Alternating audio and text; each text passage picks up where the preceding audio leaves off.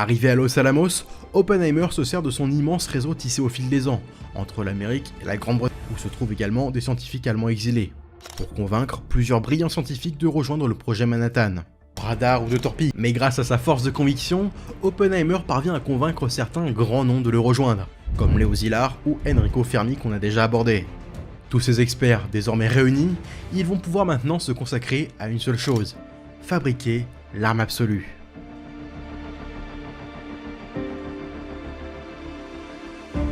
Début 1944, les Américains n'ont désormais plus qu'une crainte, voir l'Allemagne réussir à fabriquer l'arme atomique en premier.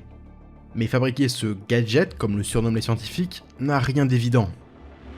Des calculs complexes sont réalisés afin d'optimiser la taille et la forme de la bombe, mais aussi son mode d'allumage et la quantité de matériaux nucléaires nécessaires pour obtenir l'effet le plus puissant avec le moins de ressources possible.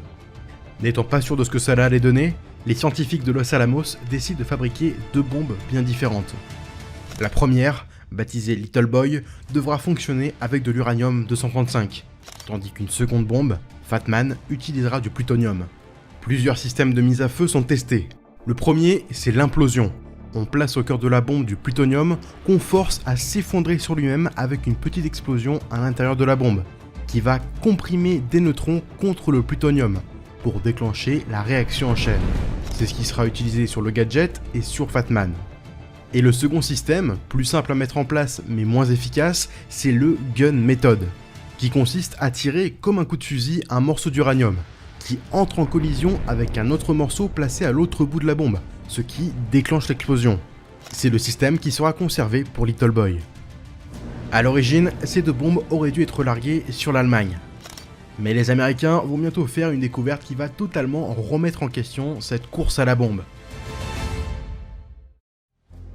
Lorsque les Alliés débarquent en France en juin 1944, ils sont suivis par un petit groupe de scientifiques du projet Manhattan. Dirigé par le physicien Samuel Gutschmidt et le colonel Pache, il s'agit de l'opération Alsos. Le but est de découvrir où en sont les Allemands dans leur programme atomique. Ils mettent la main sur les scientifiques du projet Uranium, dont le physicien Werner Heisenberg à la tête du programme. Mais c'est la douche froide pour les Américains. Prototype de réacteur nucléaire. Contrairement aux craintes des Alliés, les Allemands étaient en réalité très loin d'avoir une bombe atomique fonctionnelle. Les bombardements sur les villes et les usines du Reich de plus en plus soutenus mettaient à mal l'effort de guerre. Et Hitler, qui ne croyait plus au projet, préférait mettre ses scientifiques sur ses projets d'armes secrètes, comme le missile V2. En mai 1945, les Soviétiques prennent Berlin et l'Allemagne capitule avant qu'une première bombe ne soit au point. Mais la guerre est loin d'être terminée. Dans le Pacifique, les Américains mènent toujours de sanglants combats contre les Japonais. Les pertes pour les deux camps sont effroyables, et le début de l'utilisation de pilotes kamikazes choque les Américains. Pourtant, depuis peu, le Japon est à portée de tout nouveaux bombardiers américains B-29 Super Fortress, avec un rayon d'action de plusieurs milliers de kilomètres. Début 1945, le Japon commence donc à être touché par de violents bombardements, comme sur Tokyo dans la nuit du 9 au 10 mars, qui fait plus de 100 000 victimes. Mais l'obsession suicidaire des chefs japonais à continuer le combat est toujours là. Le Japon ne semble toujours pas prêt à se rendre, et les Américains le savent.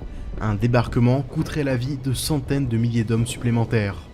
Mais heureusement pour eux, les hommes du projet Manhattan estiment que l'arme atomique sera bientôt prête.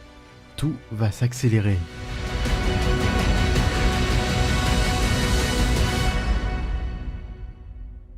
À l'été 1945, après 3 ans de travail acharné, le projet Manhattan touche au but.